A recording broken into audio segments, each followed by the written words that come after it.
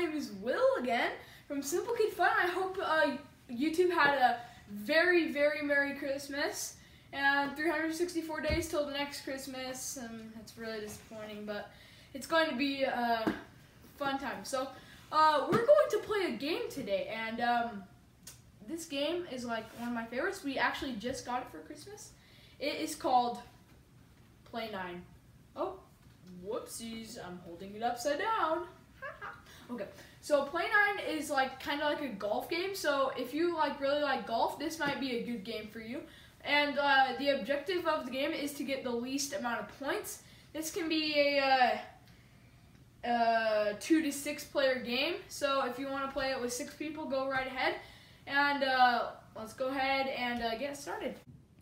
All right, so our objective of the game is to get the least amount of points. And first thing we're going to do here is we're going to take out the cards.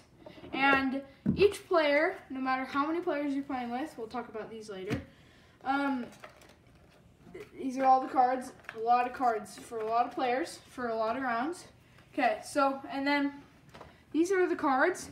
I'm just going to shuffle them to just get them all mixed up. Oh, I'm a horrible shuffler. So, there we go. Okay, so in case you just want to do a nice simple little shuffle, you can, and then you set up the cards like this. A 4 on the top and 4 on the bottom for Play 9. And then, so now it should look like this in the setup you're making it right now. And so what you want to do is, if you're playing a game against 2 people, you want to flip over only 2 cards. Only 2 for now until we talk about how to play the game, okay? So basically the 2 cards, like for example, let's say I flipped over this par 3. That would be 3 points. You don't want points, remember? And a 5, which is just normal 5. So basically what happens is that the players go around taking turns. So if Lucas were playing it with me right now, he would, so this would be the first card and there would be other cards over here. And let's say he had a, let's see if I can find an 8. Let's say if he had an 8 in a row over here, like he flipped over an 8 and had like another card, let's say like a 7 or something, and he put the 8 on top of, or like above the 8, so like right here, if you want to zoom in on that, this would be 0 points. Why? Because a row of exact cards like 8 and 8, or like 5 and 5, or like 2 and 2, those would make 0 because, I don't know, it's in the rules.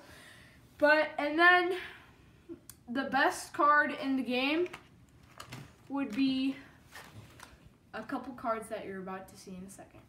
So these are the best cards up here. The -5, which is a hole-in-one, a 0, which is a mulligan, an eagle, and birdie and par.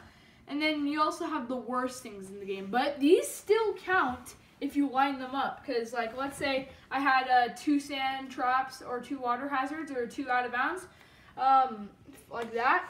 That, in the game, that would be 0. Because, yeah, even though they're the worst cards in the game, they're still the cards in the game. So that would do it out. And if you get those cards at the very end, sorry to say, you're going to probably lose the game.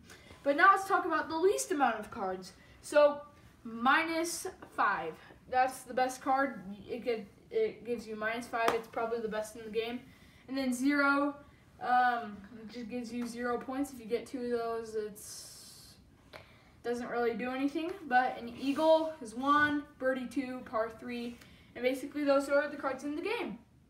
You're probably wondering why I have 4 8s right here.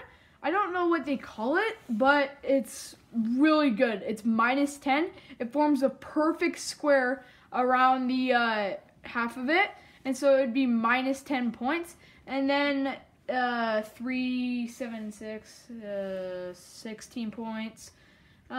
So I would pretty much get 6 points.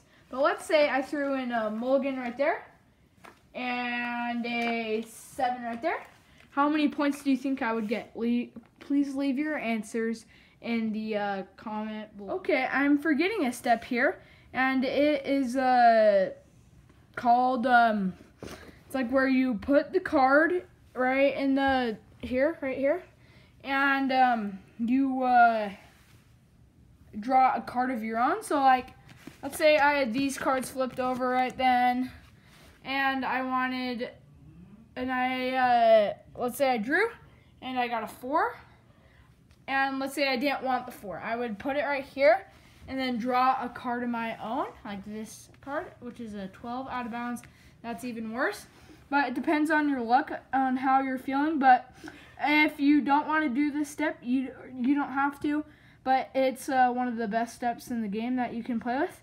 And there's another step, so let's flip back over these cards. And let's do it again. So we flip over these 2 cards on our turn. And all of these cards, sorry about that. Flip over almost all these cards except 1. And you really want to get an 8 right there. And let's say you draw a 7, and you put it right here. It only works if it's the last card, though. It doesn't work on anything else. But if you didn't want that card, you didn't have to put it right there. And you only get to place 1 card in it at a time. And it's called it's like squaring your putt or something. And oh, I forgot this. This is called the score sheet. This is like a normal round, so it's not like what you get per card, it's what you get per round. So like, let's say on my first round I got -1. That would be a really good score. And I would be winning against, like, say like Bob, Gerald, and Fred and Joe. And I'm beating them right now, -1 to 3, 7, 11, and 24. Then I would be in the lead, and then my next round, say I got 11. Then I would be at 10 points right then.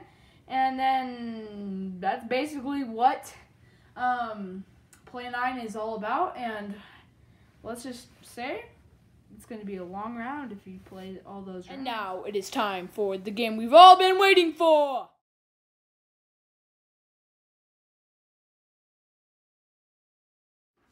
I ended up getting the Play 9. We didn't play a full 9 rounds, but we did play 1 round. And so if you have any questions, leave them in the comment below. And have a marvelous day and a Happy New Year.